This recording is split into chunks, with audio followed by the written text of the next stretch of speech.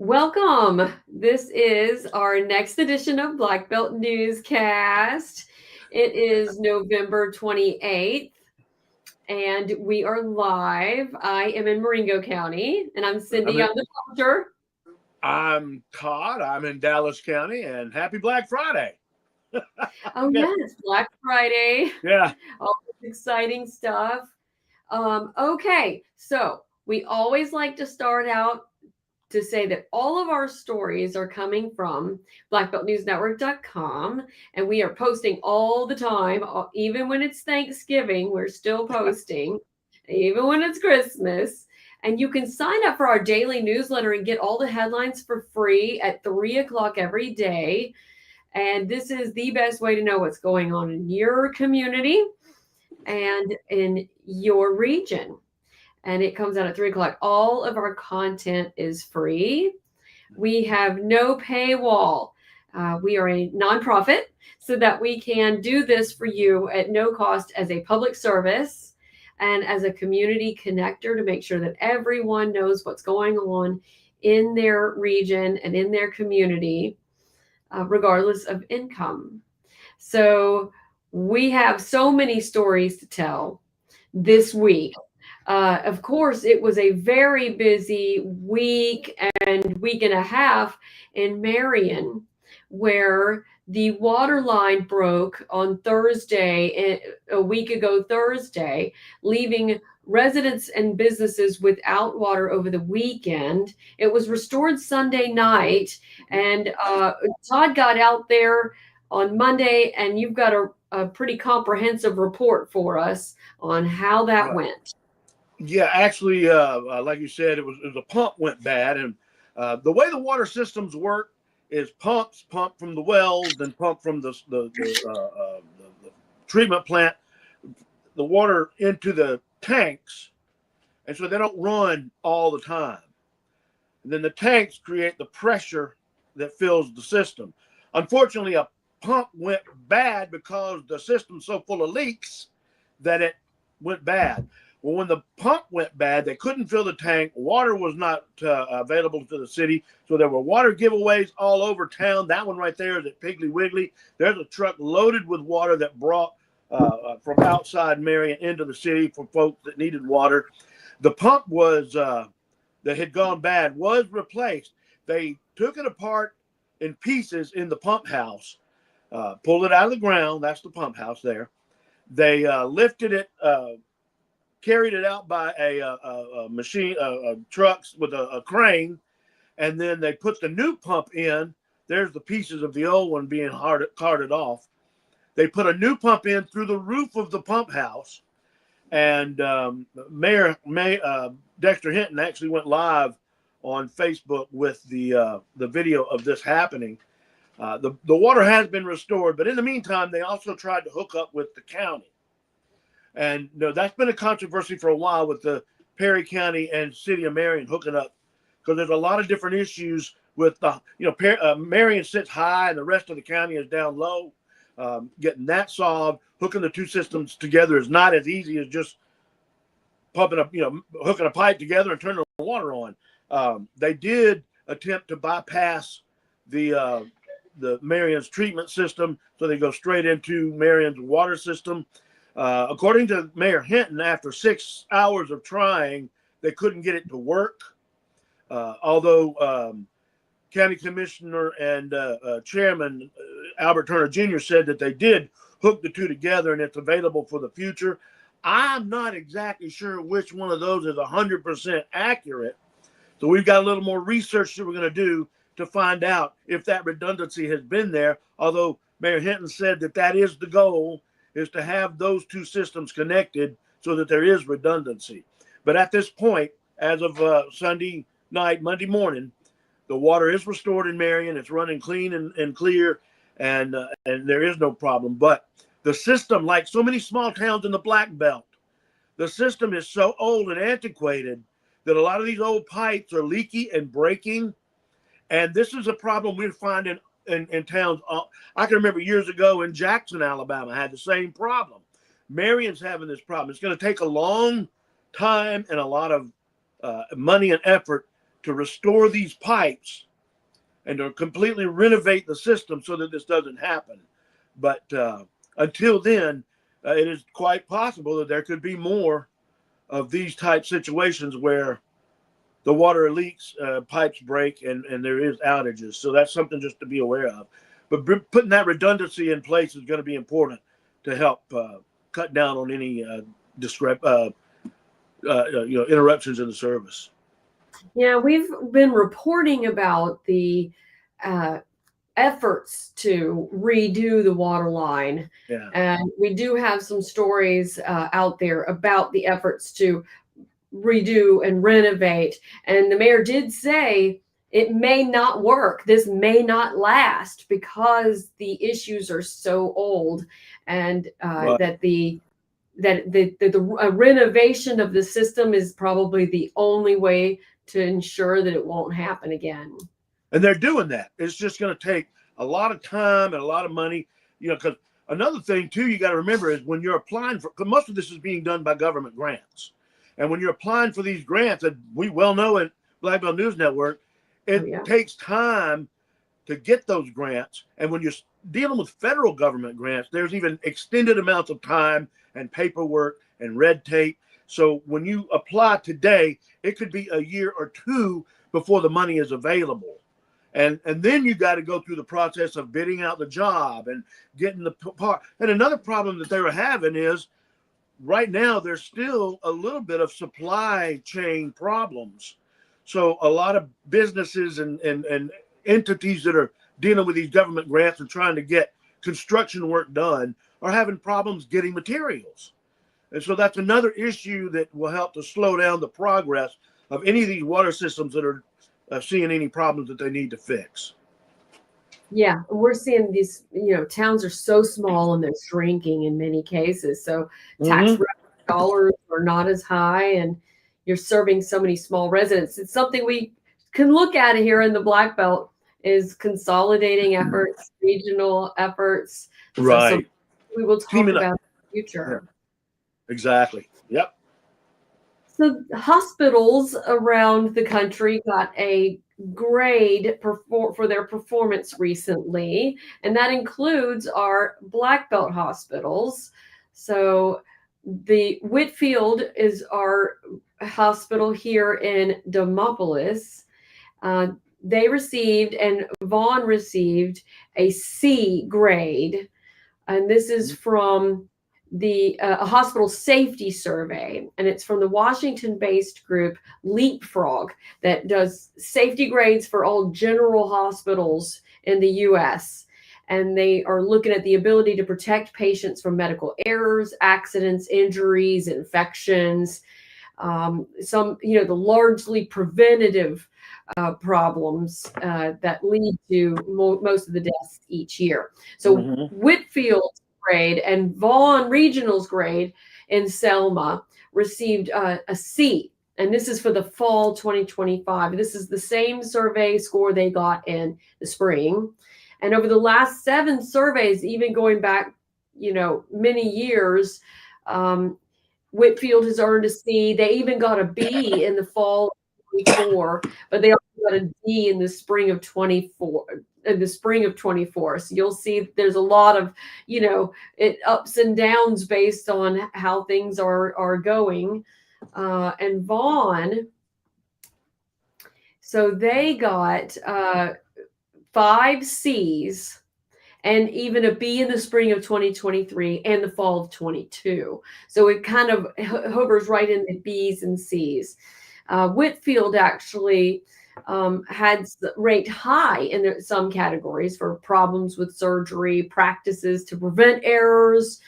And we actually have a comment from the executive director of quality risk management and infection control in our story. If you want to go check that out, Selma's Vaughn was average in most of those categories as well. And we also have in our report how it went for Montgomery hospitals in the Black Belt, where we have fewer hospitals in the Black Belt these days. So we don't have as many as to list for you as part of this, the results. But it is good to know sometimes how your hospital is doing and different Right. factors. All right. Very important. Now we're going to switch over to Demopolis for a minute. So the Demopolis City Council is planning for a new animal shelter. They voted in November to spend $150,000 to convert a building on Jefferson Street into a new animal shelter. And it's going to be twice the size of the existing shelter that's near the Public Works Department. It's on 6 acres. It is fenced, more centrally located. It'll have 15 stalls and walls between them so that they don't bark at each other as much. I'm going to show Jefferson Street for you. I went by there, and I have to admit, I'm not totally sure where it is on Jefferson. But this is Jefferson Street. And there are some properties on the other side of that train, if I could have gotten there, that would be where this would be located. So this is Jefferson Street in Demopolis. Just an idea of where it would be. And next time when I go down there, hopefully there won't be a train. I can go on the other side. And it's supposed to be near a Jewish cemetery.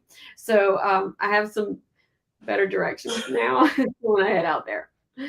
But that's interesting to look at the possibilities of a better animal shelter for every city. Really, it's actually supposed to have one. So here you go. All right, Selma City Council. This is an interesting development from their meeting last week, that they have lifted the dollar limit on the mayor's spending. It's been an interesting process of what the mayor and the council and the mayor did not get along before this election. We have a new council for city of Selma. So they just started November 3rd. So we're going to see, here they are at the November 25th meeting, rescinding a $1 spending limit that was placed on the former mayor, James Perkins Jr., there at the last couple weeks of his administration. And this means that new mayor, Johnny Moss III, can enter into contracts for up to $5,000. That is a limit that was set in 2017 when Dario Melton was mayor. So there's still limits. Moss would like that, and had mentioned at the work session that he would like to be able to sign contracts of up to $15,000, because most things cost more than $5,000 these days. But there's been such a disagreement in Selma over who has the power, whether it's the council or the mayor, that it may take some getting to know you between the mayor and this council before they're willing to lift that $5,000 spending limit that now exists instead of $1. So we will keep you posted as that continues. But I think that is a relationship building activity that may or may not happen with the city government, but we're hoping that it does. Yeah. There was another development this week for Delta Regional Authority giving almost $6 million toward tornado relief. And this was announced. So it goes to Selma and York. It's $5.8 million, Delta Regional Authority. And it will be for continuing disaster repairs from the tornado in January 2023. It hit both of those communities, but really Selma was hit the most. Selma got $4 million of it, and it is to address drainage failure and road damage. So infrastructure needs is what this is going to. York is getting 1.8, and they're going to use it for repairs and to upgrade their sanitary and storm sewer system. As you can see, that's a common thread. So I was going to show some tornado. You see, this is what it looked like in Selma. Oh yeah. This was, I think, that week. So obviously, this is not what we look like today. Almost 3 years later. That I think is 1 year later.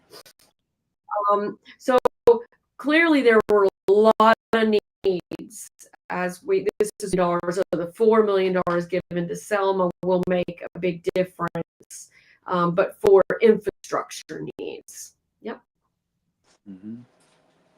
Okay, and now I got a little quickie.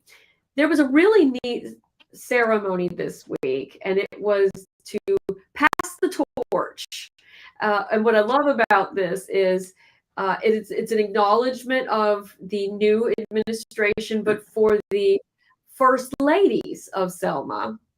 So the Zeta Delta chapter of the National Sorority of Phi Delta Kappa, they hosted this Pass the Torch ceremony on November 15th, and it's for the two wives of elected leaders in Selma. And so the first they recognized was Cynthia Perkins, who's the wife of former Selma Mayor James Perkins Jr., and that was for her role as First Lady over the last 5 years. And then the chapter welcomed Sharona Moss, who is in her new role as the First Lady of Johnny Moss III, who won the election in September's runoff election. They had a theme of One Vision, One Voice, One Selma, passing the torch with grace and unity. It's kind of a nice idea, isn't it? It's awesome. As we enter into this new administration, and the wives play an important role. Absolutely. That's Tanya Chestnut there with them. She is a state Board of Education member and also here in Selma. So that is really neat. And we wish those ladies luck, because they do a lot of. We also have continued our new teacher feature, and this week we honored Kelly Gandy. So here she is right here. She is a computer science teacher at Demopolis High School. And we are wanting to really grow this teacher feature because we want to highlight all of our teachers, our best and brightest, and thank them for the work they're doing to build our next generation. If you've got a teacher you want to nominate, please nominate them. Send them to news@blackbeltnewsnetwork.com. We've got a questionnaire we can send them, and they just answer those questions, send us a photo. We would love participation in any of our school districts in the Black Belt. Of course, it's Thanksgiving. We know everybody's off right now, but if you've got a favorite teacher, please email them. Please nominate them. Awesome. All right. I got something real quick out of Demopolis I wanted to let everybody know about. Rex Flowers sent me a bit of information. There's some new fire trucks coming to Demopolis. A pumper truck is going to be here, should be this next week. And in April or May, they're going to get a new ladder truck. And he told me that as soon as the new trucks get here, he's going to call me. We'll get pictures and tell everybody about that. So there's something that's coming up real soon that'll be fun and shiny to look forward to. You know what else is coming up next week? Christmas What else is events. coming up? Right. Oh my goodness. It's that time. Todd and I have marked our calendar because we will be going live from the Selma Christmas parade. Yeah. And we have tried this before and we had Wi-Fi problems. But this year we are partnering with Pine Belt Communications. Oh, yeah. And they are going to be handling the Wi-Fi for us. That'll be good. And we will be running this on our social media platforms. You can watch on YouTube, the Black Belt News Network's YouTube, Selma Sun newspapers, Facebook, and our Facebook for Black Belt News Network. And Pine Belt, I'm going to try to hook into theirs as well, so it can run on their social streams as well. This is a new partnership we're forming with Pine Belt. They have a Channel 58 that we will be showing our content on. I'm very excited about this new partnership where it will give more opportunity for you guys to see what's going on in the Black Belt besides just through the videos that we're showing right now on YouTube, Facebook, Instagram, here on our channels, and it will also be on theirs. It's a really exciting. They reached out to us and they love our content and wanted us to partner with them. So it's really exciting. Okay, what else is going on?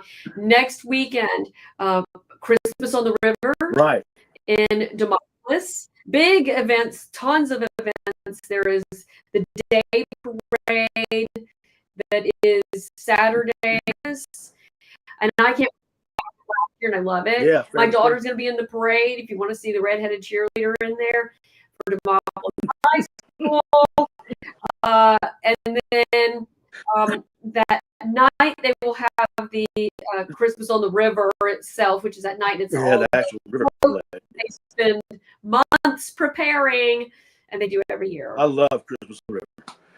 And let's see, yeah. so we got Christmas on the River is next weekend on the 6th. And then Selma's and on then the 7th. Selma's parade is on the 7th. Yeah. So we got two of them in the same, yeah. Yeah, we'll be at all of them. So yeah, we'll get That's you gonna be fun. And have video from each one and photos. I like to do the stills. We'll do both. And it will be a blast. I don't know about going with Selma. That'll be cool. And really excited about being able to share. And we have gotten thousands of views to our previous videos of the Selma Christmas parade. So we know you love it, and we're doing what we can to bring it to you, even if it's live, and then you can watch it later if you want as well on our YouTube channel. Okay, Black Belt Roundup. We also do have an announcement that the domestic violence awareness organizations received $900,000 from the Alabama Department of Economic and Community Affairs, so ADECA. Good. $50,000 is coming to Sabra Sanctuary, which is, yes, that serves Dallas, Green, Marengo, Perry, Sumter, Wilcox. So that's basically all of us in the Black Belt. Sabra stands for Selma and Black Belt Regional Abuse Sanctuary. So that's what it stands for. And $50,000 for the shelter. And, well, also for transportation and for advocacy. They've had a lot of trouble with their shelter, got hit by the tornado. We've reported on that and their efforts to regroup back up. Montgomery Area Family Violence Program, which is Family Sunshine Center, they got $167,000, and they help Autauga, Butler, Chilton, Crenshaw, Elmore, Lowndes, and Montgomery. So those are more on the eastern side. Really excited to see funding going to something so important. Oh yeah. Yeah, and that's something that unfortunately both of us know affects so many families. And to see that being supported in such a good way. All the effort and all the work they can do, because domestic violence affects so many things besides just that family. It's an economic burden. It hurts the children, and then they have trouble in education at school, and that teacher struggles with them to help them. So it is a tricky effect. All right. We have so much coming up. Make sure to check blackbeltnewsnetwork.com for all the stories that we've been posting. We've got a ton more videos that are coming up. We've been interviewing interesting people on the Black Belt. I got a bunch of them coming up real soon. We had a call from one of our disabled veterans in Marion who needed some help, and we have reached out. There's two videos coming up in the very near future about how we have partnered her and her husband with somebody who can help her, and hopefully we'll get that help. We'll follow that story through to help other veterans who may also have similar problems that need help. Because that's what we're here for. We're here to help be a clearinghouse of information as well as assistance. That's right. So that's coming up in the near future too. I always like to say that our calendar has a service events segment of the calendar. So when you're just looking at the calendar and trying to pick a county where you want to go, there's one that says service events. Click that. That has the food giveaway days and water distribution. When that's an issue, we have those on there. We intentionally added those items there so that you guys know where to go to get help, because we're more than just a news agency. We are a resource. We also have our outdoors. Black Belt Outdoors is very active right now. It's hunting season. Yeah, hunting season started last weekend. Gun season did, Please send your. I got a picture from a friend today of his first kill this year. I know.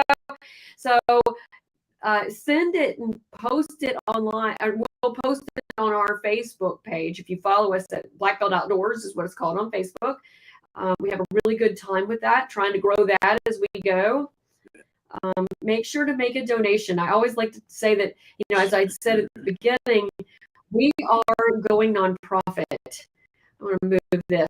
We can take tax deductible donations, and it helps us keep all this work we're doing free. It's not exactly free. We would love to have support. Right. Just even if it's just a monthly donation of $10 a month, we appreciate anything you can do to help. Oh, we do have one more Christmas item, and that's the Johnson Christmas Tree Farm. Johnson Christmas Tree Farm. They actually opened up like a soft opening last week, but today is their big opening day. You can go cut your own Christmas tree. Has a little sled that you can take pictures of the kids in it. And Mr. Steve Johnson said you can cut it yourself or he'll cut it for you. We didn't have that one last year, but now you can put your kid in there and he can be in Santa's sleigh at the Christmas Tree Farm.